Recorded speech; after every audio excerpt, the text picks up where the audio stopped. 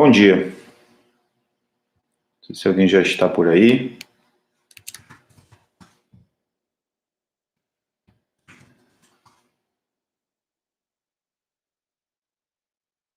Aguardar aí alguns irmãos aparecerem, né?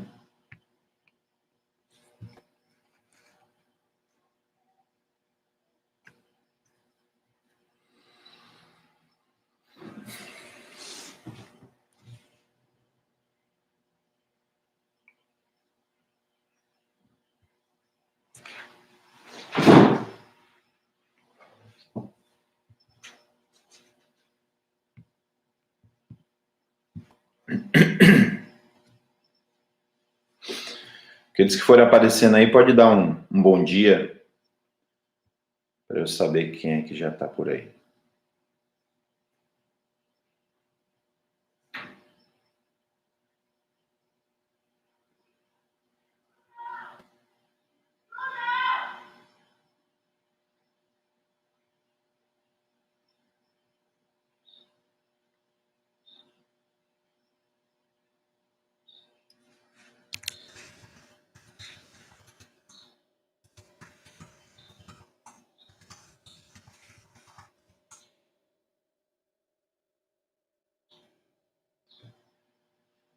Bom dia, Cledson.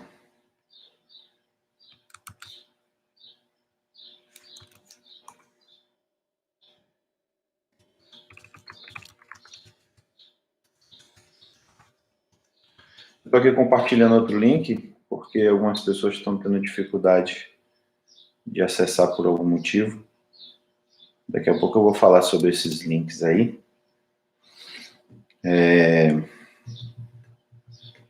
Mas é que quando a gente inicia aqui, né, a transmissão, realmente fica offline. Às vezes, quando eu lembro, a gente coloca lá tipo um contadorzinho, né? Aí fica um contadorzinho, mas aparecer a tela lá do canal offline já tá certo, não tá errado não. E não tem outro, é esse mesmo. O link sempre aponta para esse vídeo aqui. Aí por algum motivo algumas pessoas aí tiveram alguma dificuldade. Pois eu vou tentar entender melhor o que aconteceu aí, porque não tem por que dar errado, não. Esse link aí é sempre o mesmo link. Ele sempre direciona para a mesma tela, né, do que está sendo transmitido ao vivo.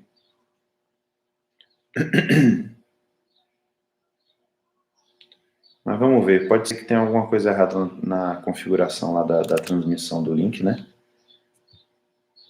Pode ser que seja isso.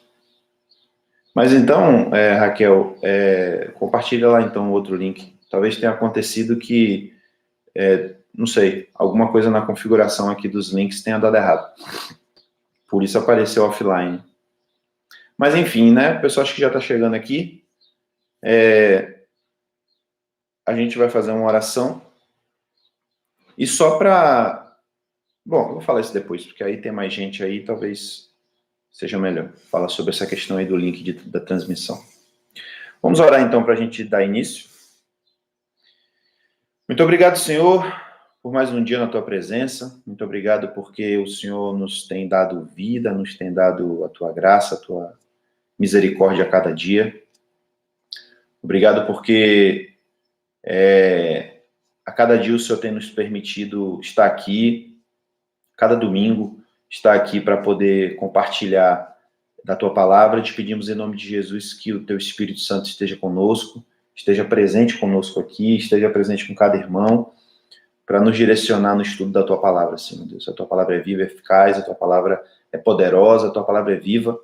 E te pedimos então que o Teu Espírito Santo possa nos conduzir nesse estudo, porque de nós mesmos nós não temos capacidade para nos aprofundar naquilo que o Senhor quer falar conosco, mas o Teu Espírito pode traduzir a cada um de nós e nos levar ao perfeito entendimento daquilo que estamos lendo, Pai.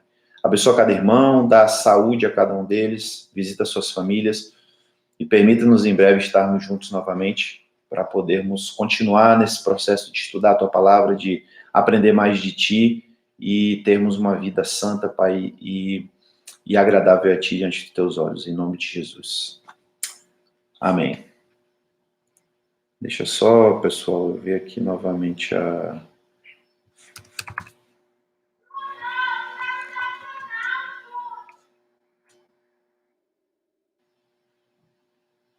Só um instante.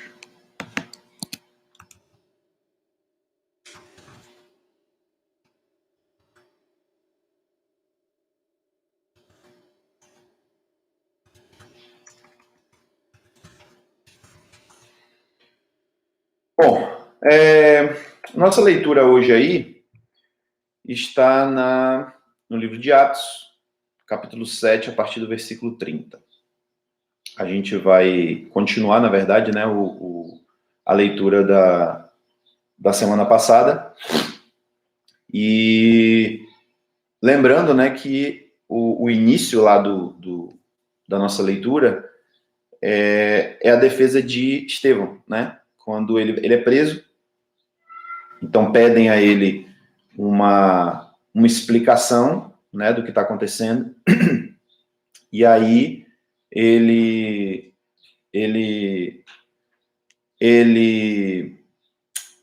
é chamado diante do Sinédrio, e por causa disso, ele começa a fazer sua defesa, começa a apresentar lá os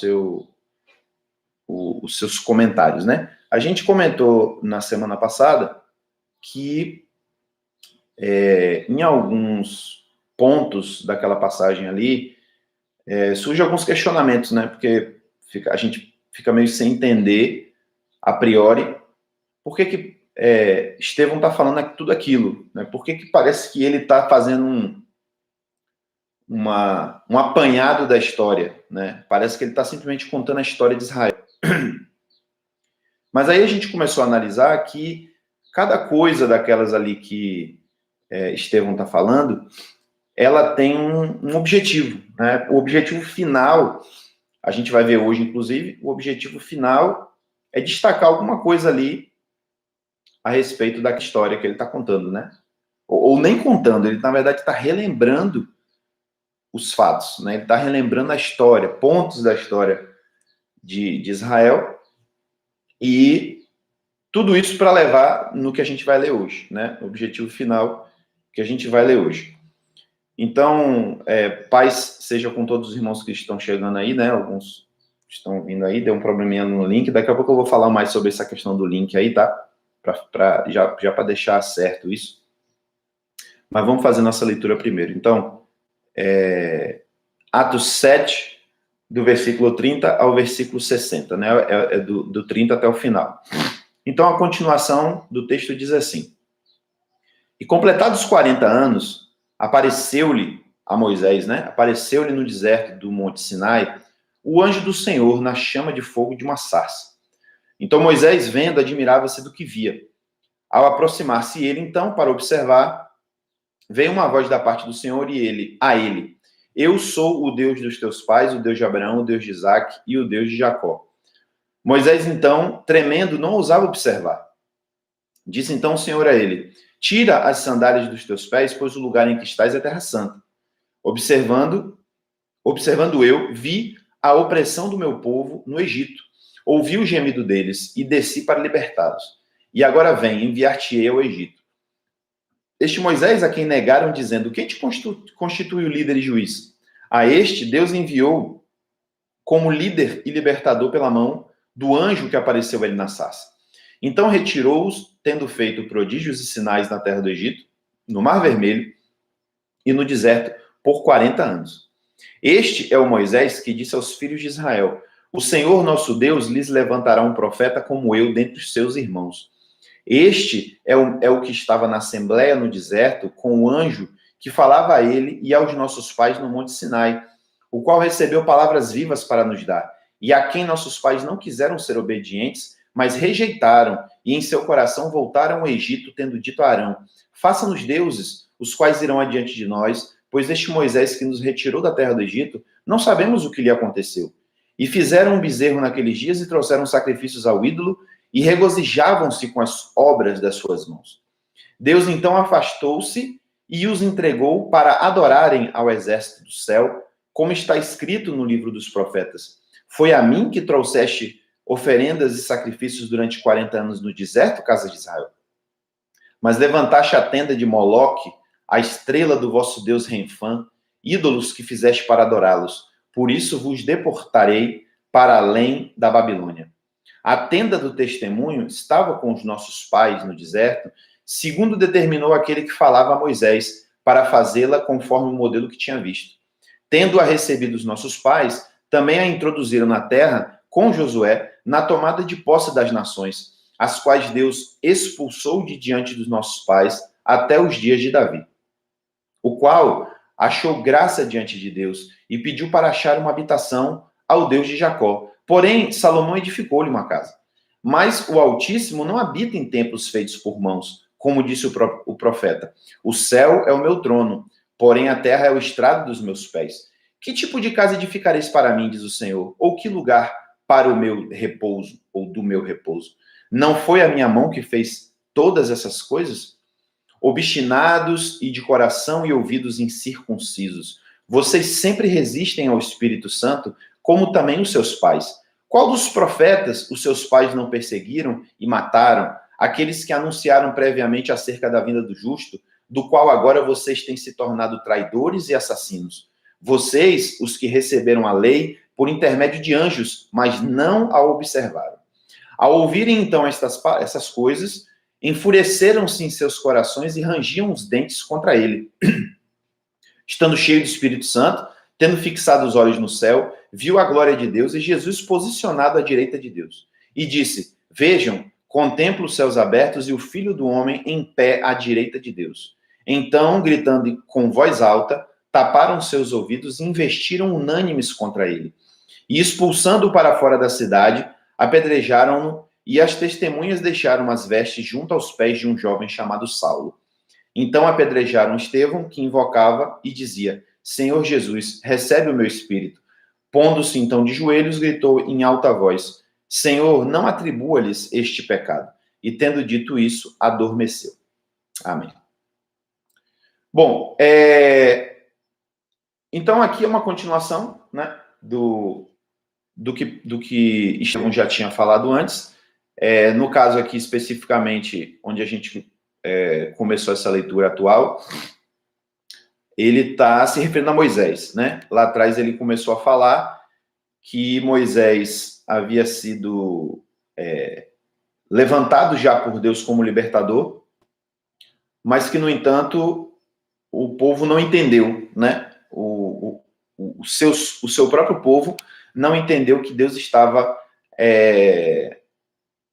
chamando ele para ser o libertador do povo. E agora continua, né, falando sobre o que aconteceu com Moisés depois que ele foi para Midian, que depois de 40 anos Deus apareceu para ele, né? Então, assim, toda essa história a gente já conhece. Vamos agora observar os detalhes que Estevão está querendo destacar aqui, e com algumas observações interessantes, né? Começando pelo seguinte: se a gente for lá no texto hebraico, ou seja, no texto do Antigo Testamento, a respeito da visão que Moisés teve na sarça ardente, a gente vai ver que lá não se faz referência ao anjo do Senhor.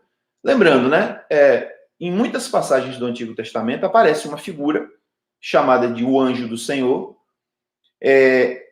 que vem comunicar a palavra de Deus, né? Fala, dá a mensagem de Deus, mas ele não vem simplesmente falando assim: o Senhor disse, ou então, eu trago uma mensagem do Senhor, como, por exemplo, lá na situação de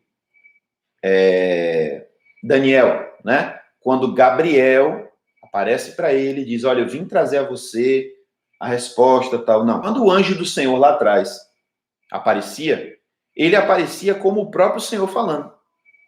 E tanto é que existe uma situação interessante que, quando o anjo do Senhor aparece ao pai de Sansão, ele fica tão assustado com a visão do anjo. O anjo vem justamente para falar sobre o nascimento, né, de Sansão. E o pai de Sansão se apavora, né, com aquilo ali e fala: oh, meu Deus, agora a gente vai morrer porque a gente viu o Senhor. Então é interessante essa situação, porque eles entendiam que aquele anjo manifestado ali era o próprio Deus, né? E aí, nessa passagem aqui de Estevão, né, dessa palavra de Estevão, ele diz que o que apareceu a Moisés no Monte Sinai foi o anjo do Senhor. Ou seja, ali naquela sarça que pegava fogo e não queimava, o que estava sendo manifesto ali era a presença de Deus através do anjo do Senhor. Então, lá no Antigo Testamento não diz isso, mas Estevão fala isso aqui, né? Então, por que que acontece isso? E tem outros pontos aqui também que depois a gente vai trazer à tona aqui. Mas o que acontece é que Estevão está aqui evocando algumas tradições que já existiam entre os judeus. Até comentei na semana passada que a própria leitura que Estevão faz, né, ou seja, as referências que Estevão traz da história bíblica, ele não está citando aqui o texto hebraico que a gente conhece, ou seja, o texto hebraico que gerou a tradução do nosso Antigo Testamento que está nas nossas Bíblias hoje, né? A maioria delas, pelo menos.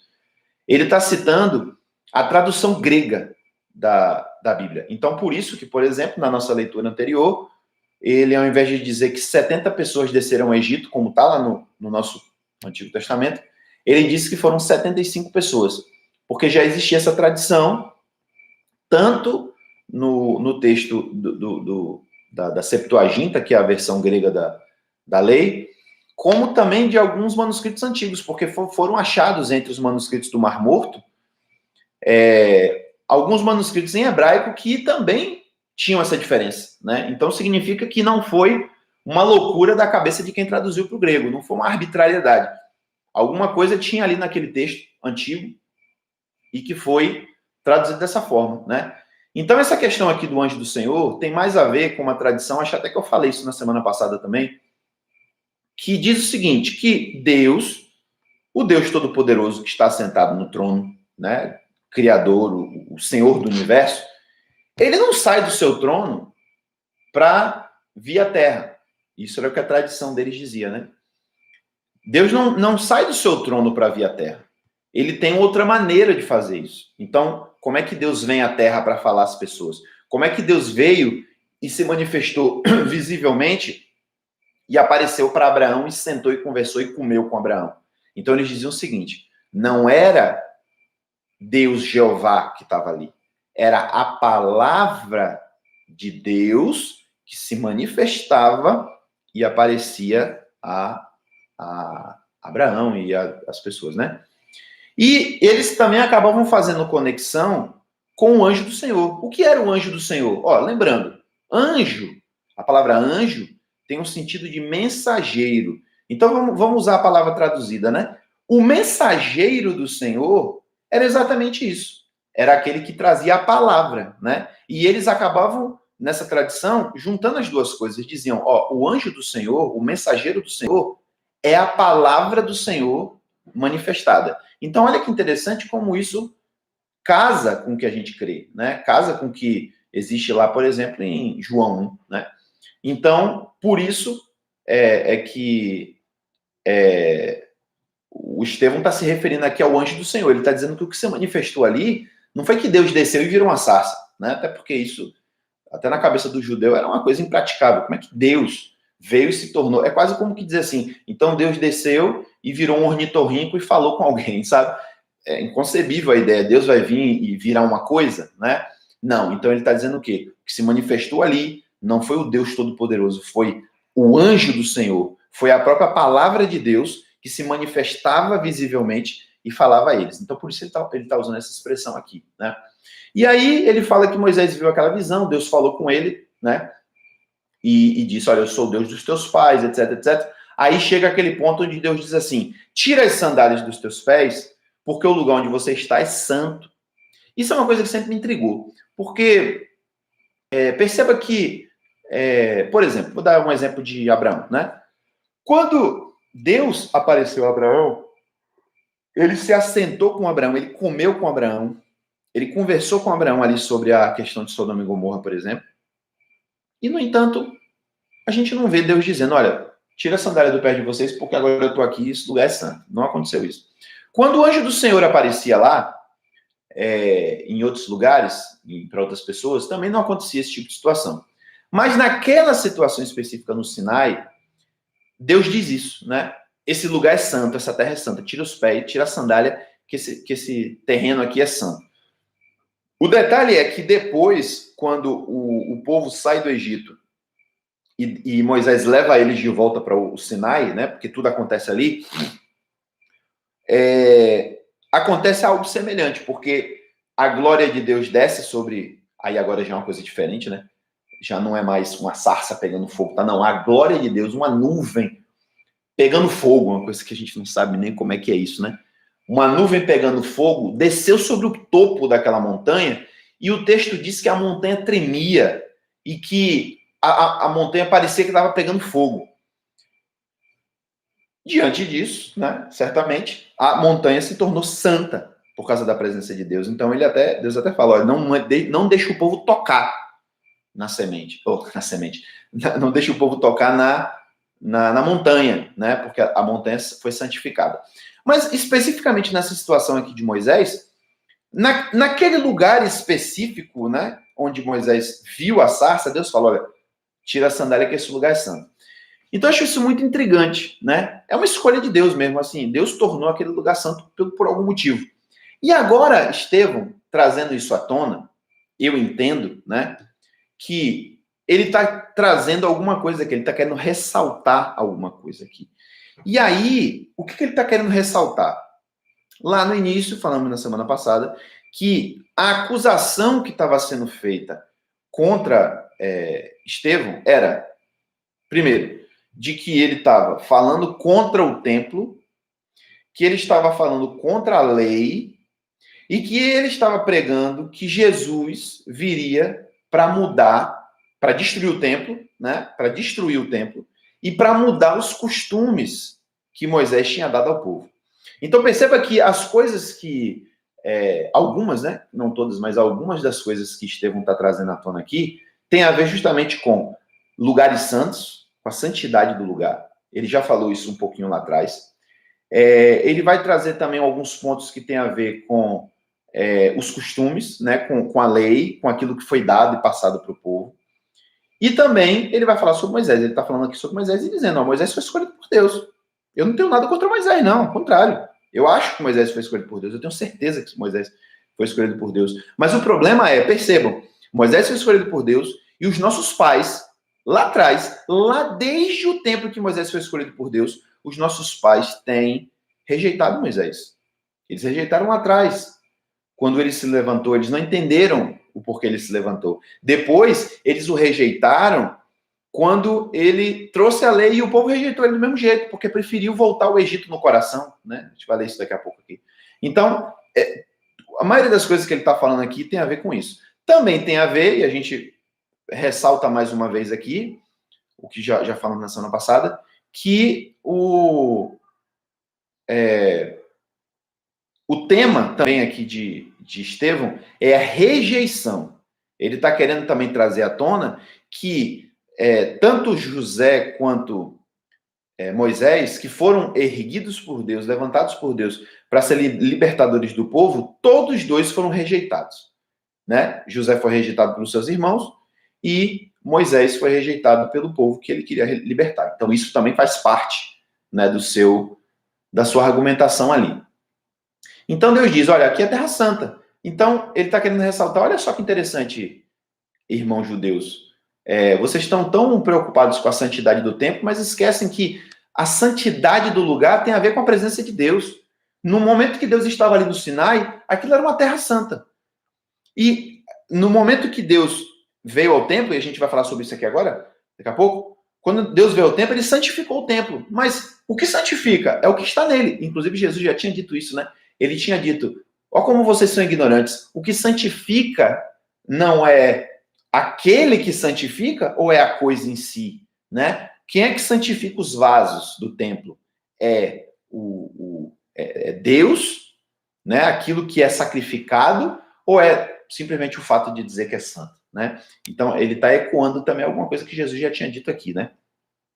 E aí, mais uma vez vai ser dito, né? Que, de novo ele voltando a falar sobre a questão da negação de Moisés. Então ele diz assim: este Moisés, a quem eles negaram, dizendo: quem te constituiu líder e juiz? Este Deus enviou como líder libertador. Então aquele que foi rejeitado, que foi negado, não obstante a negação, Deus mandou ele como libertador, né? Então, ou seja, querendo já dizer assim, olha, o fato de vocês estarem negando Jesus não significa que Deus não tenha levantado ele como libertador, não. Deus está passando por cima da autoridade de vocês.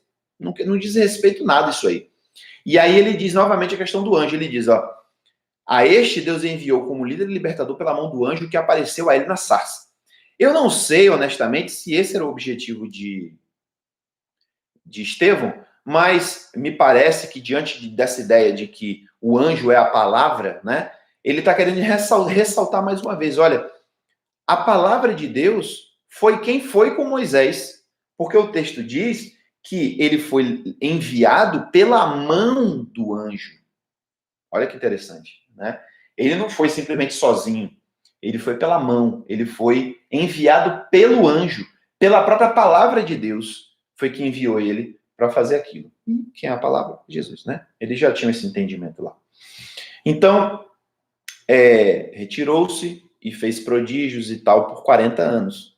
Aí agora ele passa para um outro tópico em relação a Moisés. Então ele diz: este é o mesmo Moisés que disse aos filhos de Israel o seguinte: o Senhor nosso Deus lhes levantará um profeta como eu no meio dos seus irmãos. Moisés disse isso lá atrás, está em Deuteronômio, né? E o interessante é que os judeus, eles sempre entenderam que essa profecia se referia ao Messias. Eles entenderam que quando Moisés falou, olha, eu vou levantar um profeta como eu, eles entenderam que ele está falando do Messias que viria lá na frente, né? Porque eles entendem, inclusive, que o Messias, ele é tão ou mais maior, né? Tão maior quanto, ou até mais, do que Moisés, né? Ele está na mesma estatura de Moisés. E aí, na continuação aqui do texto, ele ainda diz assim: este Moisés é o que estava na assembleia no deserto com o anjo. Novamente ele fala, o anjo estava ali com eles, falava com ele e falava aos nossos pais no Monte Sinai. Então, me parece que ele está fazendo uma conexão com as duas coisas aqui, né? Ele está dizendo, olha, ao mesmo tempo que Moisés disse que viria um profeta no fim lá, que era o Messias, observem que o anjo, que é a palavra, ela já estava lá atrás. Ela já estava com eles, falando com eles, né? Então, ele já estava profetizando, ou seja, aquele que... quem disse a Moisés que viria um profeta foi a própria palavra, né? E ela veio. E ela se tornou Jesus, que vocês se negaram. Tudo isso está aqui, ele jogando essas minhocas na cabeça do povo ali, né? Engraçado, até uma curiosidade, é que eu não sei se algumas Bíblias traduzem assim, mas quando o texto diz assim, este é o que estava na assembleia no deserto com o anjo que falava, o texto grego, ele pode ser traduzido da seguinte forma, este é o que estava na igreja no deserto. Eu acho muito interessante essa relação, é uma parêntese que eu estou abrindo aqui, é que a palavra igreja, ela traduz por assembleia.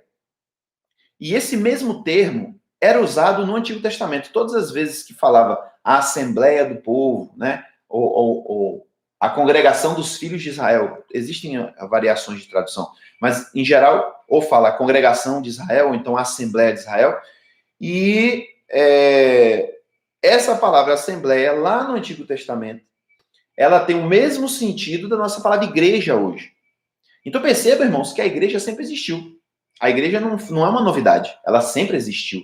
O problema, ou a diferença, é que no Antigo Testamento existia a igreja de Israel, né? Existia aqueles que foram chamados especificamente pertencentes ao povo de Israel.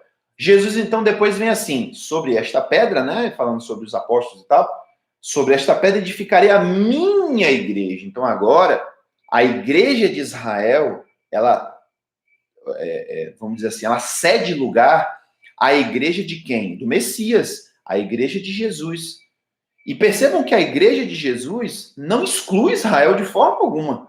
A igreja de Jesus, ela é composta por todos os que creem em Jesus, sejam judeus ou não, né? Então, muitas vezes a gente tem, eu já falei até sobre isso algumas vezes, que tem-se a ideia errada de que a igreja é gentia. Israel é o povo de Deus, é Israel lá, os judeus. E a igreja é a igreja gentia independente de Israel. Isso é um erro. Na verdade, a gente tem que entender a igreja não como uma igreja de gentios. Ela de fato, a igreja de Jesus abriu as portas para os gentios. Mas a igreja de Jesus não pertence aos gentios. A igreja de Jesus ela é para ser universal. Né? Tanto é que o termo católico, né, que surgiu lá no século III, no século II, ela tem um sentido de universal. Ela não é uma igreja dos judeus. Ela é uma igreja universal. Ela é uma igreja de todos os povos, de todos aqueles que creem e confessam o nome de Jesus, judeus e gregos, né? Mas é interessante observar isso, que a ideia de uma igreja, de uma assembleia, já estava lá no Antigo Testamento, né? Bom, então, continuando aqui, a gente chega na parte onde, novamente, Estevão vai ressaltar a desobediência e a rejeição do povo. Então, ele diz assim, o anjo falava com Moisés, falava com nossos pais no Monte Sinai, ele recebeu do anjo palavras vivas para nos dar, e a quem nossos pais não quiseram obedecer, não quiseram ser obedientes, ao contrário, eles rejeitaram essa palavra, e em seu coração, eles voltaram ao Egito, pedindo a Arão, nos faça-nos deuses, porque a gente não tem mais um Deus. Como é que a gente vai seguir agora, né? Esse Moisés aí que nos tirou da terra lá do Egito, o que aconteceu com ele? A gente não sabe. Então eles foram e adoraram um bezerro de ouro. Então, olha o que Estevão está dizendo. O mensageiro do Senhor, a palavra de Deus, deu ao povo palavras vivas. É a lei, né? Deu leis vindas diretas de Deus para eles. E o que eles fizeram? O que os nossos pais fizeram? Eles rejeitaram. Eles foram desobedientes. Ao ponto de, conforme ele diz aqui, no seu coração, eles voltaram para o Egito. Voltaram para a escravidão. Voltaram para a vida antiga. Porque voltaram a quê? Voltaram à idolatria. E é interessante, inclusive, irmãos, que a gente não sabe como era a vida dos hebreus no Egito. O texto bíblico, ele só nos diz que a família de Jacó desceu para o Egito, lá ela se multiplicou, ela se multiplicou lá, foi escravizada, né? E depois de quase 400 anos, Deus então traz Moisés para libertar o povo. Mas ela não entra em detalhes de como se deu esse desenvolvimento, né, do povo lá no meio dos egípcios. O que a gente supõe, né, o que leva a gente a acreditar é o seguinte, é que já que eles, no deserto, eles foram tão desobedientes, eles foram tão voltados à idolatria e práticas pagãs, é altamente provável que Israel, no Egito, estivesse misturado com essas coisas. Não quero dizer que isso aconteceu com todos, né? Eu acredito que Deus sempre guarda um remanescente, igual aquela história de Elias, né? Elias, sobrou eu. Não, sobrou só você, não. Eu tenho uma quantidade de pessoas que não dobrou seus joelhos diante de Baal. Então, Deus sempre tem um remanescente. Eu acredito que no meio do povo, lá no Egito, existiam aqueles, sim, que se mantiveram fiéis, que guardaram a tradição, que guardaram a promessa, inclusive, né? Porque essa promessa já tinha sido dada lá atrás. Inclusive, o próprio José diz isso, né? O José, antes de morrer, ele ecoa a promessa que Deus fez a Abraão, dizendo, olha, não se esqueçam que quando Deus cumprir a promessa de tirar a gente daqui, de tirar vocês do Egito e levar para uma terra, levem os meus ossos. Olha que interessante, né? E Hebreus até fala sobre isso também, né? Sobre essa confiança que José teve, de que Deus ia cumprir a promessa. Então, eu creio que tinha alguns. Agora, me parece que uma grande massa do povo, eles continuaram a cultuar, né? Ou melhor, continuaram não. Eles passaram a cultuar falsos deuses. Inclusive, o bezerro de ouro é um eco, né? É uma reedição do que já aconteceu no Egito de fato, porque assim como acontece com hoje os indianos, né? Os egípcios, eles também tinham o boi como um animal sagrado. Então, essa ideia do bezerro não é uma coisa que deu na cabeça deles. Ah, vamos criar o quê? Um boi, uma vaca? Vamos botar um bezerro. Não, isso vem de lá do Egito, né? E é interessante que a tradição, eu não sei se é uma tradição antiga isso, mas pelo menos atualmente, os judeus dizem que toda essa problemática que aconteceu no meio do povo, de cultuarem deuses pagãos, de quererem fazer o bezerro de ouro e tal, foi fruto do povo que saiu junto com os hebreus do Egito. Querendo dizer assim, não, os hebreus sempre foram fiéis. Quem levantou toda essa questão aí de idolatria no meio do povo e tal, foram os estrangeiros que estavam junto com os hebreus. Mas agora, Estevão está dizendo uma coisa diferente aqui. Ele está dizendo que os pais dos hebreus, os pais dos judeus, ou seja, os hebreus, eles é que foram desobedientes, eles é que rejeitaram. E, irmãos, isso fica óbvio, né?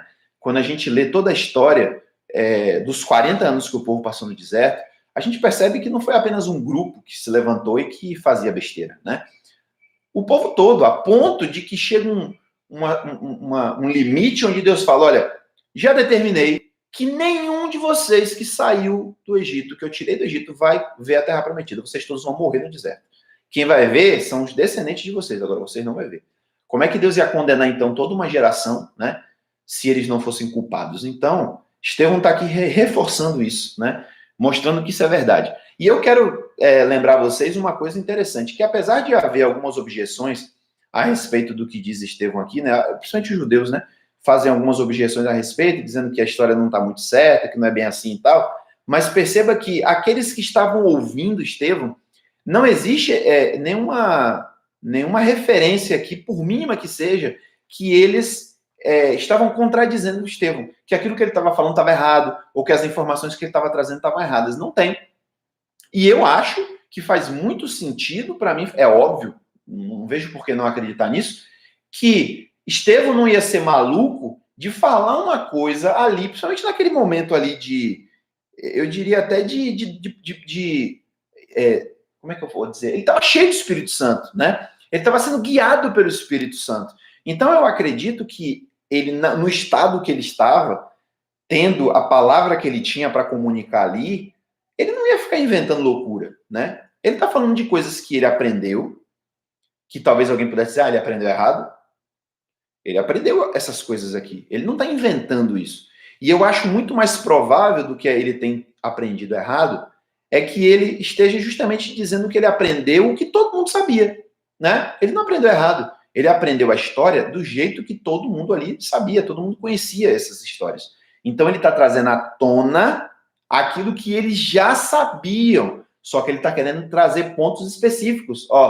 Lembre-se lá o que aconteceu com José, foi rejeitado, e no entanto Deus levantou ele como libertador. Olha aqui o que aconteceu com Moisés, Deus já estava libertando ele lá quando ele matou o egípcio, mas o povo não entendeu, e o povo continuou não entendendo. Olha como Deus se manifestou lá no Sinai e disse, aqui é Terra Santa. Então ele está trazendo esses pontos, né? E aí ele prossegue essa parte aqui da revolta do povo, dizendo, o que aconteceu então? Qual foi o resultado dessa rebelião e que, pelo que a gente vai ler aqui agora, essa palavra que, se não me engano, está em Isaías, o que ele está querendo ressaltar aqui? Olha, a rebelião do povo não foi só naquele momento pontual, não. A desobediência do povo não foi só naquele momento em que Moisés não veio e o povo adorou o bezerro, não. Porque está escrito nos profetas o seguinte, que Deus, por causa disso, por causa dessa desobediência, Deus se afastou do povo e os entregou para adorarem ao exército do céu, ou seja, para adorar os astros, né? Para adorar o céu, a lua, as estrelas. E aí é o que diz aqui, ele diz, como está escrito no livro dos profetas, foi a mim, isso é Deus falando, foi a mim que trouxestes oferendas e sacrifícios durante 40 anos no deserto, casa de Israel. Em outras palavras, durante 40 anos que vocês passaram no deserto comigo, porque eu estava presente. Vocês ofereceram sacrifícios e ofertas à minha pessoa? Não. Ao contrário, vocês levantaram a tenda, ou o tabernáculo, ou o templo de Moloque. Lembre-se que é Moloque, né? A estrela do vosso Deus Renfã, que era uma outra divindade que tinha a ver com as estrelas. Ídolos que vocês fizeram para adorá-los. E por isso vos deportarei para além da Babilônia. Então, ele está se referindo justamente àquela profecia lá de... Acho que não é só Isaías, acho que é Isaías e mais alguma coisa que eu não anotei isso aqui, de cabeça eu não sei dizer, mas basicamente Isaías fala isso, dizendo, olha, por causa dessa desobediência, eu estou deportando vocês para a Babilônia. Acho interessante como é que ele concentra, né, como ele resume a história, dizendo o seguinte, a desobediência durou desde o tempo lá do Sinai, até o dia em que Isaías, lá às vésperas da invasão da Babilônia, isso, irmãos, se passou cerca de quantos anos? De mais ou menos uns 500 anos, por aí, ou mais. Esse período que ele está falando aqui, do Sinai até a deportação da Babilônia, é mais ou menos uns 500 anos. E ele está dizendo, durante esse tempo todo, vocês foram desobedientes, os nossos pais foram desobedientes. E foi por isso que Deus disse, isso aqui, foi a mim que vocês ofereceram lá no deserto? Não. Vocês ofereceram a tenda, sacrifícios a Moloque, ao Deus Renfã. E isso seguiu de um jeito tão abrangente, tão consistente ao longo da história, que chegou ao ponto de dizer, olha, eu vou ter que deportar esse povo para a Babilônia.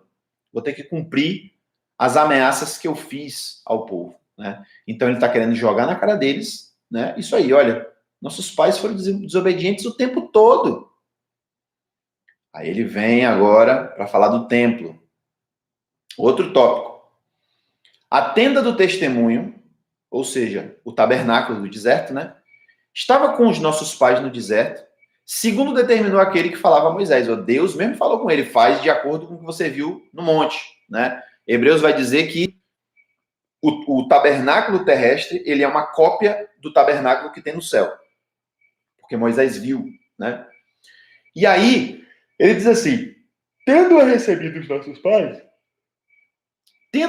ou seja, a tenda, né? Tendo recebido os nossos pais, eles também levaram para a terra. Eles entraram na terra com Josué.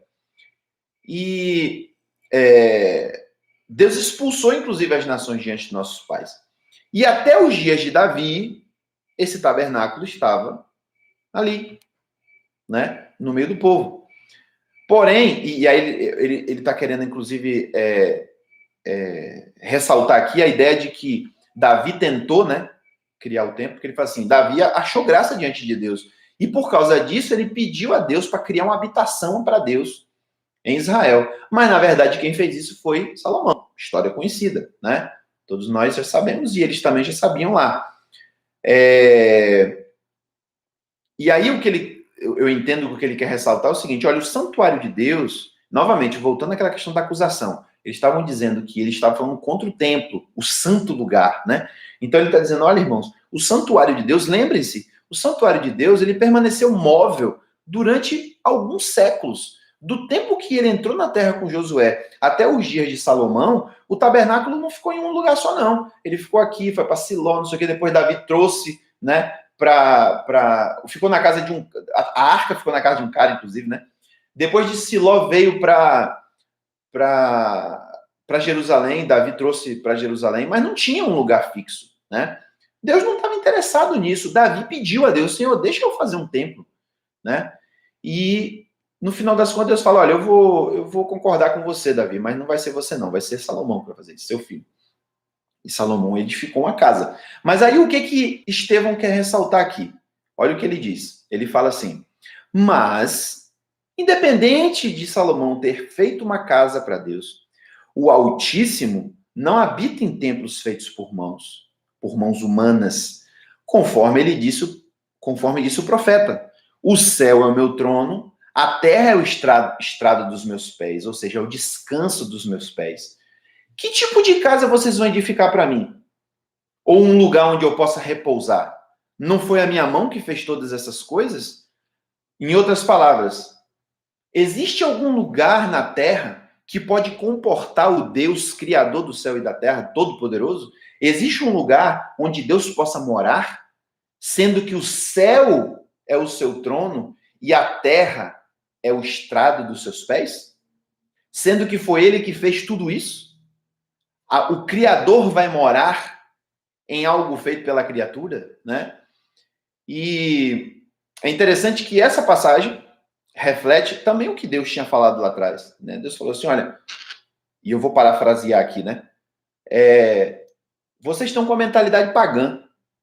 Os pagãos acreditam que quando levantam um templo, a Diana, a Moloque, a Baal, o ídolo, o falso Deus, ele mora naquele lugar. Isso não acontece comigo. Abram a mente de vocês. Eu não sou igual a esses deuses pagãos que não passam de nada, né? Eu sou o criador de todas as coisas. Eu não posso morar num lugar. Então, olha o que Estevão está querendo ressaltar aqui, né? Em outras palavras, ele está querendo dizer, olha, irmãos, o templo é importante. O templo foi mandado por Deus. O templo foi uma concessão que Deus fez a Davi, permitindo que ficasse ali um lugar fixo para que a glória de Deus se manifestasse, para que os sacrifícios fossem feitos, para que a comunhão com Deus fosse feita naquele lugar. Mas não se iludam. Deus não habita em templos feitos por mãos humanas. O nosso Deus Todo-Poderoso, ele não é igual aos deuses pagãos que mora num templo feito por mãos humanas. Não. Ele é o criador de todas as coisas. Ele não está limitado a esse lugar aqui. E isso, irmãos, e aí daqui a pouco eu vou trazer isso à tona aqui. Percebam como tudo isso que Estevão está trazendo aqui nesse discurso tem a ver com a nova aliança. Tem a ver com essa ideia que é revolucionária mesmo, que é chocante mesmo, principalmente para o judeu da época, que Deus estava dizendo assim, olha, a partir de agora tudo vai mudar. A partir de agora, e Jesus tinha dito isso, né? Eu vou usar a palavra de Jesus como Deus falando, a partir de agora, não é nem no monte e nem no templo que vocês vão me adorar. Vocês vão me adorar em qualquer lugar. Porque eu estou buscando adoradores que me adorem em espírito e em verdade. Então, olha como Estevão já tem essa cabeça. Olha como Estevão já estava entendendo isso. E dizendo, olha, o fim dessa era que a gente viveu, irmãos israelitas, acabou. Eu não estou dizendo aqui que Deus vai fazer nada contra o templo, nem que vai destruir, nem que o templo não presta. Estou dizendo que uma nova era começou, porque o Messias veio. E agora, a porta de salvação, ela foi aberta. Ela não está mais restrita ao templo, não está mais restrita a Jerusalém, não está mais restrita aos judeus. Deus veio trazer coisas novas. E aí, a partir desse momento, aí onde entra aquela quebra, né, que parece que Estevão está simplesmente contando uma história e de repente ele pensa, quer saber de uma coisa? Eu vou parar de contar a história e vou logo jogar na cara de vocês a verdade. Não é isso que aconteceu não, irmãos. Ele simplesmente chegou ao ponto que ele queria. E aí, ele vai e começa agora a... Eu estou falando de jogar na cara, mas vocês entendem. Ele está acusando eles mesmos. Ele tá apontando, ele está dando de profeta aqui. Né? Sem dúvida nenhuma, a atitude de Estevão aqui é uma atitude de profeta. Ele olha para aqueles homens, para os líderes de Israel, e diz assim, obstinados, vocês são obstinados. O coração e os ouvidos de vocês é incircunciso. Olha que interessante essa expressão que ele usa. Lá em Deuteronômio 10, 11, deixa eu ver se é isso mesmo, 10, 16. Em Deuteronômio 10, 16, Moisés diz o seguinte ao povo, circuncidai o prepúcio dos vossos corações. Olha que interessante que Moisés fala. A circuncisão que Deus tinha mandado o povo fazer era uma circuncisão do órgão masculino, né? Genital masculino. Retirar o prepúcio do órgão genital. E isso era o sinal da aliança, né? Que Deus fez com Abraão e, consequentemente, com os descendentes de Abraão. Aí, lá na frente, Moisés vem e diz assim, olha, não circuncidem apenas o órgão de vocês, circuncide o coração de vocês. E aí, depois de Estevão, vai vir Paulo e dizer, olha, o judeu verdadeiro não é aquele que é circuncidado na carne, mas é aquele que é circuncidado no coração. Olha como é que a Bíblia é uma coisa só, né? Como é que, às vezes, Paulo está falando uma coisa ali que a gente nem se toca, que ele tá trazendo ecos de lá do que foi dito aos hebreus lá no passado por Moisés, né? E ele está dizendo exatamente o que Moisés falou. E aqui, Estevão está falando a mesma coisa. Ele está dizendo, olha, vocês, a verdade é que vocês são circuncidados na carne, mas o coração de vocês é incircunciso. E os ouvidos de vocês também são incircuncisos. Em outras palavras, olha que coisa terrível ele está dizendo aqui. Ele está dizendo que os líderes de Israel, o sinédrio, aqueles que, conforme Jesus disse, se assentavam na cadeira de Moisés, eles eram como se fossem impuros, incrédulos, como se fossem gentios. Ele está dizendo aos líderes de Israel, vocês são como os gentios. Porque o coração e o ouvido de vocês é incircunciso. Não foi circuncidado. E aí ele continua. Por que eu estou dizendo isso? Porque vocês sempre resistem ao Espírito Santo. Da mesma forma que os seus pais. Da mesma forma que os seus pais foram desobedientes no passado, vocês estão sendo desobedientes hoje também. E ainda falo mais. Qual dos profetas os seus pais não perseguiram e mataram? Então eles não foram apenas desobedientes, eles foram também assassinos, porque eles mataram os profetas. Jesus também já disse isso. Jesus disse, inclusive, para os fariseus, uma coisa que deixou os fariseus extremamente furiosos. Ele disse, olha, vocês confirmam que vocês são descendentes daqueles que perseguiram os profetas e mataram os profetas, porque vocês edificam as sepulturas dos profetas, né? Então ele está dizendo, Jesus dizendo, vocês, aqueles fariseus para quem ele estava falando, vocês são os descendentes dos que mataram os profetas. Estevão está dizendo a mesma coisa aqui. Ele está dizendo, os seus pais resistiram ao Espírito Santo e vocês resistem também. Os pais de vocês foram desobedientes e vocês também são. Os pais de vocês mataram os profetas e perseguiram os profetas. E vocês estão fazendo a mesma coisa. E o interessante, irmãos, olha como é que muda a linguagem de Estevão aqui. Porque quando ele diz lá atrás, ou melhor, no parágrafo anterior, ele diz assim, a tenda do testemunho estava com os nossos pais no deserto. Agora ele está dizendo, vocês resistem ao Espírito Santo com os pais de vocês.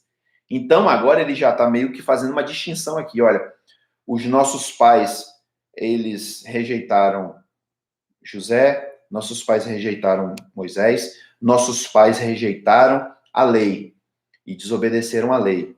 Agora eu vou dizer uma coisa a vocês. Eu, particularmente, não faço mais parte dessa família. Porque eu não faço parte da família mais daqueles que desobedecem, daqueles que perseguem e matam os profetas. Ao contrário, eu agora creio no Messias. E agora eu faço parte de uma outra linhagem. Eu faço parte da linhagem de Abraão, de Isaac, de Jacó, de Davi, de Gideão, de Josué, de Davi, de Salomão. Esses são os meus pais. Agora, os pais de vocês são aqueles que desobedeceram e morreram no deserto. Os pais de vocês são aqueles que não deram ouvidos às palavras dos profetas, de Isaías, de Jeremias e de outros, e foram deportados para a Babilônia, porque foram desobedientes. Esses são os seus pais. Olha como ele está fazendo distinção agora disso aqui, né? E se por um lado isso pode parecer até um pouco arrogante, isso pode parecer um pouco, como a gente fala hoje, individualista, né? Quase como que querendo criar uma seita de dizer quem tem a verdade é a gente. Mas, irmãos, o que Estevão está querendo ressaltar é o seguinte, olha, vocês estão acreditando na coisa errada. Vocês estão seguindo os exemplos errados.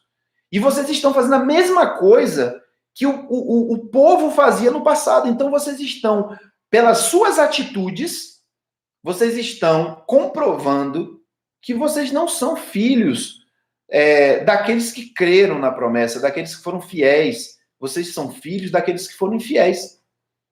E usando a palavra de Jesus, muito mais dura, né? Dizer assim, olha, Abraão não é o pai de vocês, não. O pai de vocês é o diabo. Porque vocês estão fazendo o que o diabo faz. Duro, né? É um discurso extremamente duro, esse de Estevão. Muito difícil se safar de um discurso desse, né? E aí ele ainda prossegue dizendo assim, os seus pais não perseguiram e mataram os profetas? principalmente aqueles que anunciaram previamente acerca da vinda do justo. Quem é o justo? O Messias, do qual agora vocês têm se tornado traidores e assassinos. Então, vocês não apenas são filhos dos que perseguiram e mataram os profetas, vocês estão comprovando que vocês são de fato descendentes deles, porque vocês foram os que de fato traíram e assassinaram o Messias. Foram vocês que assassinaram o Messias. E aí vem o golpe final da palavra de Estevão. Porque vocês, líderes de Israel, são os que receberam a lei por intermédio de anjos. Não foi uma lei dada por um homem. E aí olha que interessante, porque lá na palavra não diz de anjos, né? Lá no Antigo Testamento não fala que anjos vieram e deram a Moisés. Não. Mas o que ele está querendo dizer é, a lei não foi dada por Moisés. Não foi Moisés que inventou nada daquilo. Não foi Moisés que escreveu aquilo ali da cabeça dele, não. A lei foi dada a Moisés por intermédio de anjos. Veio direto de Deus. Dizer que veio de anjos, por intermédio de anjos, não quer dizer que os anjos são tão importantes quanto Deus. Não. A ideia aqui é que se veio de anjos, veio de Deus. Né? Os anjos vêm cumprir a palavra, né? Cumprir o trabalho por intermédio, por mandado de Deus. Então, em outras palavras, ele está dizendo, a lei veio de Deus, mas vocês obedeceram ela? Não. Então, vocês têm a lei e não obedecem a lei. Aí, isso aqui foi o golpe de misericórdia, né? E principalmente, se você parar para pensar, que esses homens, eu quero ressaltar isso mais uma vez, esses homens, eles eram os líderes do povo judeu. Esse pessoal aqui, esse sinédrio, que João, o tempo todo, se refere no evangelho dele como os judeus. Toda vez que João fala assim, então os judeus vieram e falaram a Jesus. Então os judeus começaram a fazer trama para matar Jesus. Então os judeus vieram falar com Pilatos. Quando ele fala isso, ele não está querendo se referir ao povo judeu como um todo, não. Ele está falando dos líderes de Israel. E é justamente a esses que Estevão está falando todas essas coisas. Olha, vocês que posam de seguidores de Moisés e da lei de Moisés, vocês violam a lei de Moisés o tempo todo. E aí a coisa fica feia, porque diante disso aqui, eles ficam tão enfurecidos, com tanta raiva, né, que vão contra ele para poder levar ele para fora da cidade e matar ele. E aí a passagem diz assim, então gritando com alta voz, taparam seus ouvidos, não queriam nem mais ouvir o que ele estava falando, e investiram unânimes contra ele, ou seja, todo aquele corpo do que estava reunido ali, eles foram unânimes, e rapaz, esse cara tem que morrer, e levaram ele para fora de Jerusalém para apedrejar ele. E percebam, irmãos, que essa atitude, né, que eles tomaram, que por sinal foi uma atitude semelhante à que eles tomaram com Jesus, né? Essa atitude deles demonstra o quanto Estevão estava dizendo a verdade, né? Que Estevão não estava fazendo falsas acusações ou que Estevão estava sendo, sei lá, injusto com aqueles homens. Ele estava falando a verdade. Como é que homens tementes a Deus eles iam agir dessa forma, né? E isso nos faz lembrar algumas situações, especificamente uma que vem à mente, e por sinal, a gente pode colocar assim como talvez uma das únicas vezes em que Deus falou com alguém através de um profeta e a pessoa se quebrantou e aceitou aquela palavra, né? Porque por que é dito que todos os profetas foram perseguidos e uma grande maioria deles foi morta? Porque as palavras que eles diziam eram palavras duras, eram palavras de acusação mesmo. Vocês estão errados. Deus está contra vocês. E essas palavras não soam bem, né? São palavras duras. E o povo não queria ouvir e acabavam matando, né, os profetas. Jesus, inclusive, fala do próprio, se não me engano, Zacarias, né? Que ele fala, não lembro agora se foi Malaquias ou Zacarias, acho que é Malaquias, que ele diz assim, os pais de vocês, dos líderes, né, mataram Zacarias dentro do templo, porque não queriam mais ouvir o que ele tinha para falar. E esses homens estão fazendo a mesma coisa, né? E eles fizeram a mesma coisa com Jesus. Então, homens de Deus não têm esse tipo de atitude. E o exemplo que eu queria dar era o de Moisés, né? Moisés fez as besteiras que fez lá com Urias e tudo mais. E quando o profeta vem e joga na cara dele, ele fala assim, olha, você é o homem que está agindo de forma injusta.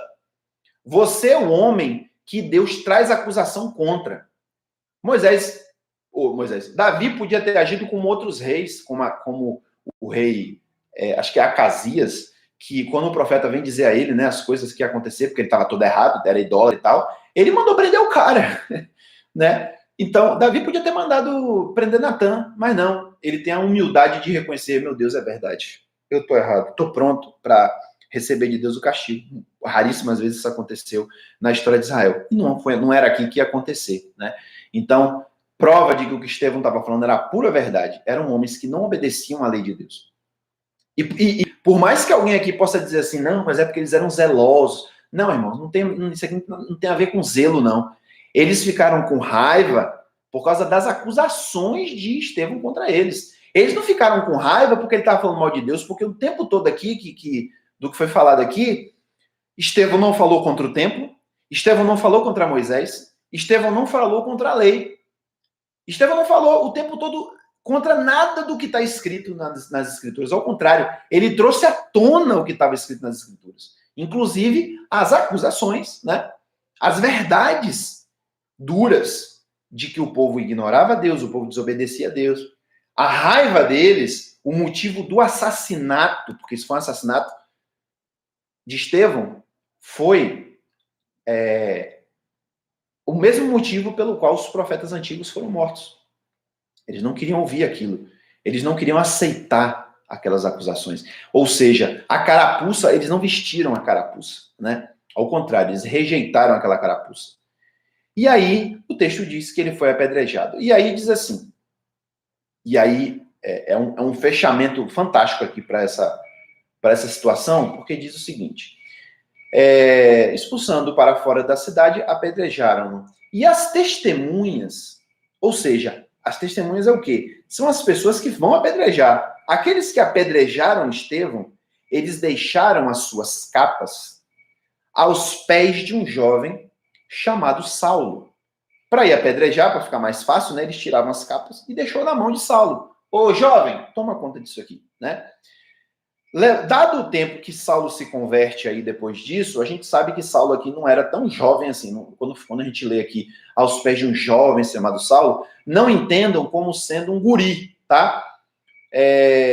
Saulo já era homem aqui, né? E talvez, a Bíblia não diz, mas talvez o fato de ele estar ali presente, de estar em Jerusalém, né? Talvez signifique que ele estava ainda no processo de aprendizado dele com Gamaliel, ou que talvez ele já estivesse envolvido com o núcleo do farisaísmo. Porque percebam que essa situação aqui toda com Estevão, e eu quero só gastar um tempinho para explicar isso a vocês, porque isso é interessante da gente observar. Por que os judeus foram a Pilatos pedir para Jesus ser crucificado? Eles podiam ter feito a mesma coisa que fizeram com Estevão. Eles podiam ter levado Jesus no fundo da sinagoga e apedrejado no fundo do sinédrio lá, e apedrejado ele. Eles podiam ter feito isso. Mas eles não fizeram. E deixa eu dizer uma coisa a vocês. Essa situação de Estevão aqui, a maioria dos comentaristas, historiadores, porque tem algumas coisas na história que são um pouco difusas, né? A gente não tem plena certeza de como as coisas funcionavam, a não ser que se ache escrito, e nem tudo está escrito. Então, a maioria dos historiadores e dos estudiosos da Bíblia acredita e afirma que essa execução de Estevão foi uma execução meio que a revelia da autoridade romana. Ou seja, para que eles pudessem ter a autoridade de matar uma pessoa, eles tinham que pedir autorização às autoridades, nesse caso a Pilatos ainda, né? Pilatos ainda estava ali. Então eles tinham que pedir a Pilatos autorização para aquele cara ser apedrejado, porque ele violou a lei, qualquer coisa do tipo. O detalhe é que eles não tinham motivo para isso. Se eles fossem levar isso aí diante de Pilatos, muito provavelmente Pilatos não aceitaria. E olha que Pilatos não era gente boa, mas no sentido do direito romano, que Pilatos era obrigado a aplicar, eles não tinham acusação. Por quê? Ele não fez nada do que o acusaram. Agora, o que fez? Ele irritou o sinédrio. Ele acusou o sinédrio de ser incrédulo. ele acusou o Sinédrio de matar os profetas. Então, percebam que esse tipo de acusação não gerava pena de morte, né? No máximo, aqui o que o Sinédrio tinha autorização para fazer era açoitar Estevão. Eles podiam ter levado ele lá no quartinho dos açoites e dado 40 açoites em Estevão. Eles podiam ter feito isso, inclusive eles fizeram isso com os apóstolos, né? Mas com Estevão eles não queriam fazer isso, eles queriam matar Estevão, eles queriam silenciar Estevão. Então eles recorrem ao apedrejamento, que era uma prática, inclusive prevista em lei, né? Na lei judaica, era uma das formas de morte, de pena de morte. Mas percebam que eles fizeram essa revelia da autoridade romana. Por que os líderes pediram a Pilatos para crucificar Jesus? Porque eles não queriam simplesmente matar Jesus. Eles queriam colocar Jesus como exemplo. Eles queriam deixar Jesus pendurado na cruz, envergonhado, para que aquela mensagem morresse. Porque Jesus era muito perigoso para eles. Então, não bastava Jesus ser morto. A doutrina, aquilo que ele representava, tinha que morrer. Então, irmãos, tenho certeza que se Jesus tivesse morrido naquela cruz e não tivesse ressuscitado, a gente não estava aqui hoje falando nada disso. Né? Foi a ressurreição que garantiu a sobrevivência da fé. Por isso Jesus precisou ressuscitar.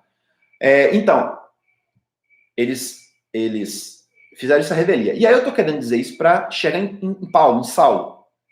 Se eles fizeram essa revelia, não foi algo alardeado. Aqueles líderes que estavam ali julgando Estevão, na mesma hora ali, eles levaram Estevão em algum lugar e o apedrejaram. Eles não convidaram ninguém, não fizeram, olha, vamos apedrejar um homem. Não, eles levaram na mesma hora e apedrejaram. E o que Saulo estava fazendo ali? Será que Saulo só estava passando e viu o acontecimento? Menino, segura aqui a minha capa. Eu acho altamente improvável isso. Uma vez que Paulo fala que ele era um fariseu exemplar, né? Então, eu acho que Saulo não apenas estava ali no apedrejamento de Estevão, eu acho que Saulo estava presente no todo. Saulo estava ali vendo tudo aquilo. Ele estava presente quando Estevão pregou. Ele estava ali no Sinédrio no dia. Ele estava participando daquilo ali.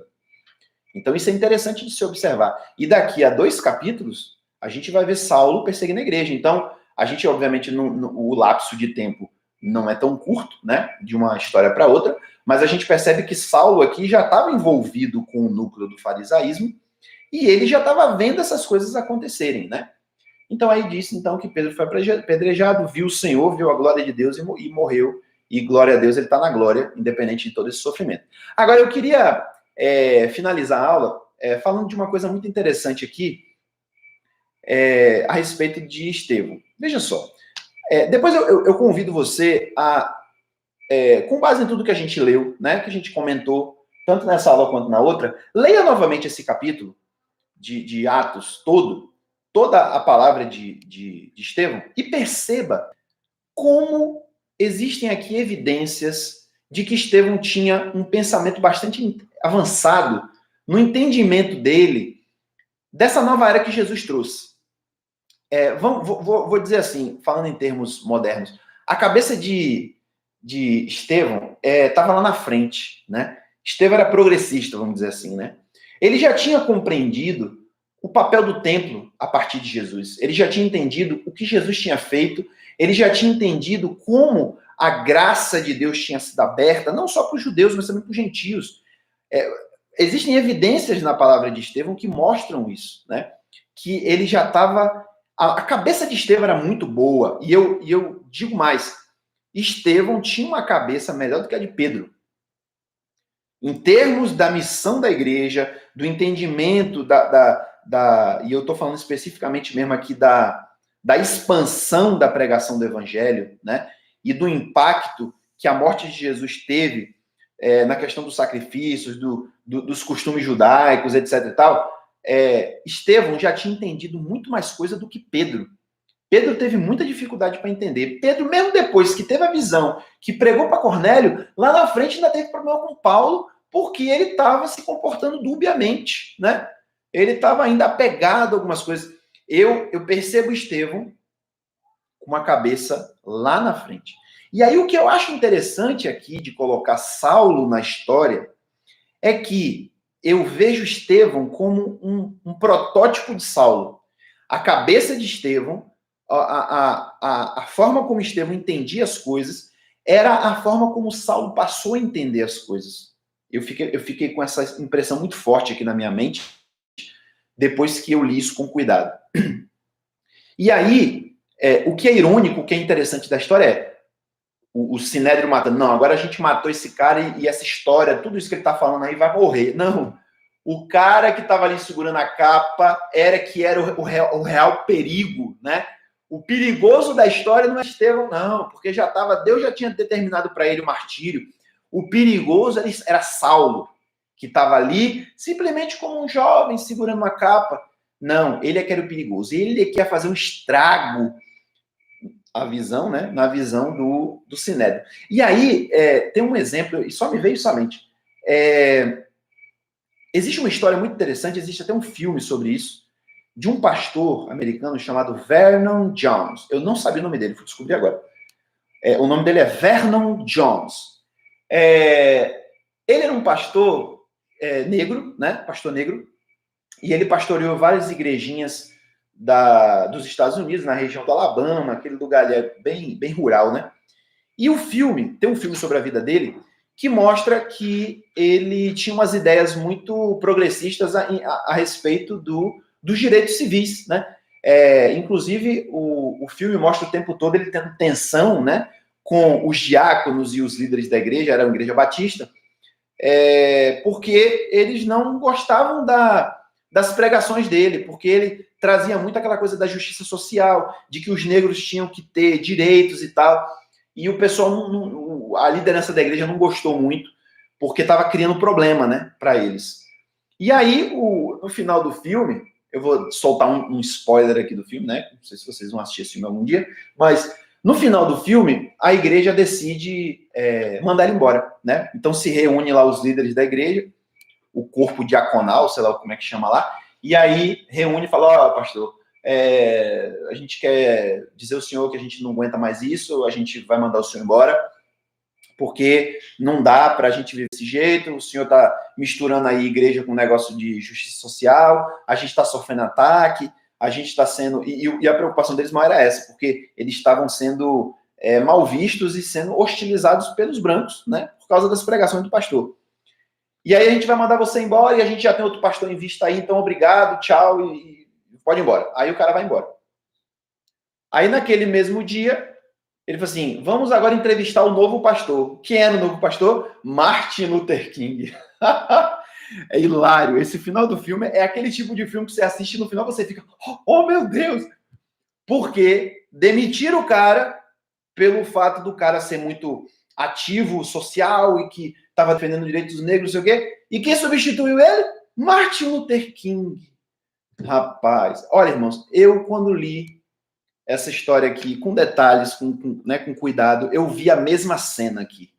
Eu vi Estevão sendo eliminado como alguém perigoso, alguém que estava pregando coisas que eram perigosas, que estava falando contra, de certo modo, sim, né? Falando contra as tradições judaicas, porque tudo tinha mudado mesmo, né?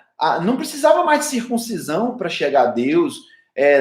Os gentios, a porta estava aberta. O templo não valia mais de nada, né? O que estava sendo feito no templo era infrutífero, porque agora o templo eram os próprios crentes.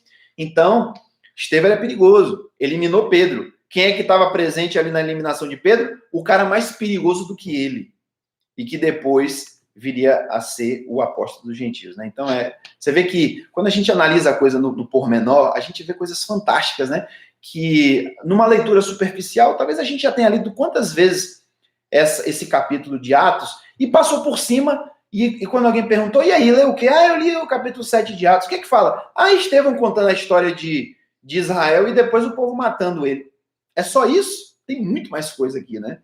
Para ser dito. Então, eu convido vocês, né? Leiam novamente depois dessa passagem, se lembrando de tudo que a gente comentou aqui, percebam como é fantástico todos os pormenores, né, dessa situação aí.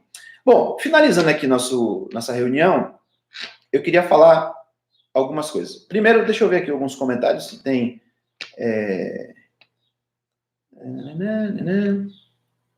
Pois é, Pilatos queria soltar Jesus, mas ele não queria soltar Jesus porque era bonzinho, né? Ele queria soltar Jesus porque, inclusive, a história diz que ele tinha problemas seríssimos com a liderança judaica. Então, existe muitos dizem que o fato de uma coisa que contribuiu para Pilatos querer soltar Jesus é porque ele queria fazer raiva aos judeus. Ele não queria atender o pedido dos líderes judaicos, porque ele já tinha tido muitos problemas com os líderes judaicos, ele tinha ódio da liderança judaica. Então, era mais um motivo para ele não querer matar Jesus, né? Estevão era grego, conhecimento. Pois o fato de Estevão ser grego tem a ver com essa visão dele, com essa visão, vamos dizer assim, menos tacanha, menos fechada que os outros judeus tinham. E que, por sinal, foi um motivo pelo qual Paulo também se sobressaiu, né? Porque Paulo não tinha a visão fechada que os outros tinham. Pelo menos até certo ponto, né? A gente acredita nisso, apesar dele ser educado como fariseu, mas no final das contas, Paulo também era de origem grega, né? Então isso é um fato interessante. Bom, o que eu quero falar aqui, duas coisas, é o seguinte. Primeiro, nós estamos aí com um formulário, eu não sei se eu vou ter ele aqui, deixa eu ver se eu acho Deixa eu ver se eu acho aqui o link para passar para vocês. Achei. Sobre o nosso retorno, né? Nosso retorno aos cultos. A gente está fazendo um formulário aí nos grupos. Eu vou botar aqui também. Talvez alguns já tenham feito isso, né? Já tenham participado. Aqueles que não fizeram podem fazer hoje ainda. E se vocês souberem de alguém que sabe que não participa de grupo nenhum de WhatsApp da igreja e tal, compartilha com eles esse formulário, porque a gente quer ter uma noção da quantidade de pessoas que já se acha preparada para voltar para os cultos, também ter uma noção de quantas pessoas na igreja estão em algum tipo de grupo de risco e tal, para a gente poder tomar uma decisão se a gente volta ou não. Muitas igrejas já estão voltando, mas obviamente com todos os cuidados, né? Tem que usar máscara, distância, a gente não vai poder fazer um culto com uma igreja lotada, né? Vai ter que ter um número reduzido de pessoas. Então é assim que a maioria das igrejas tem feito. E aí, a gente quer, então, através desse formulário, ter uma noção de quantas pessoas estão nessa possibilidade, né, de retornar. Essa era uma das coisas que a gente queria falar. Outra coisa, eu queria falar do link do estudo. Veja só o que acontece. Eu criei um link, e eu vou botar esse link aqui de novo. Esse link, ele serve para vocês entrarem na aula toda semana. PVN Online. O que aconteceu hoje foi que já tinha um link lá preparado para uma outra aula e que ficou lá abandonado, eu não sabia, eu não lembrava. Então, quando vocês tentaram acessar, caiu naquele lá, tá? A partir de hoje eu vou tomar mais cuidado com isso para isso não acontecer. Mas o link é sempre o mesmo, porque quando a gente faz essas lives, né, essas transmissões ao vivo aqui, ele já tem meio que um link predeterminado para quem pega o link do canal, chega nesse lugar, né, especificamente para a transmissão. Então, vocês podem sempre usar esse link, bit.ly, é um atalho, né, /ebvn.online. Se vocês já se inscreveram no canal, nesse canal que a gente tem aqui, que é o Cristianismo Bíblico, e eu convido a vocês, aqueles que não fizeram, que se inscrevam, vocês vão ter uma notificação quando vocês entrarem no YouTube. Vocês vão ter uma notificação, acho que inclusive até pelo aplicativo também, vocês recebem essa notificação dizendo, olha, o Cristianismo Bíblico está online, está ao vivo, transmitindo ao vivo. O que acontece é que às vezes, como a aula começa às 10, vocês podem chegar lá e encontrar uma imagem dizendo, olha, a transmissão ainda não começou, ou então a transmissão está offline, né? Como hoje aconteceu, embora o que hoje foi um erro. Porque ainda não abriu, tá? Mas na hora que abrir, aparece lá essa opção. Então, o mais certo é usar esse link, pode compartilhar esse linkzinho aí que eu mandei, que é um atalho, ou vocês já irem direto no YouTube mesmo, procurar o canal e ver lá se tem alguma informação sobre as transmissões, né? Sobre alguma live que está sendo feita, certo? Então, vamos ver. De repente, eu acho que mesmo que se a gente voltar a se reunir, as lives vão continuar sendo feitas, né? Talvez agora da igreja, feitas a partir da igreja, para que aqueles irmãos que não podem ir ou que ainda não estão preparados para ir, que eles também possam participar disso e que também fique gravado, né? Acho interessante fica gravado isso aí. Até eu mesmo, às vezes, quero, poxa, eu queria saber o que foi que eu falei, né? E então, assim, vamos ver se de repente, a partir de domingo que vem, a gente já consegue fazer nossas reuniões na igreja, para quem puder ir, mas as transmissões vão continuar a acontecer, ok? Então, que Deus abençoe a cada um de vocês. Obrigado pela presença dos que estiveram aqui. E que o Senhor dê a vocês um ótimo domingo, uma ótima semana, com muita saúde, que Deus proteja vocês, proteja a família de vocês, e que em nome de Jesus nós possamos sair dessa situação, né, todos bem, e possamos estar juntos novamente para poder estudar a palavra, amém? Então, Deus abençoe a todos e que a paz esteja com todos vocês.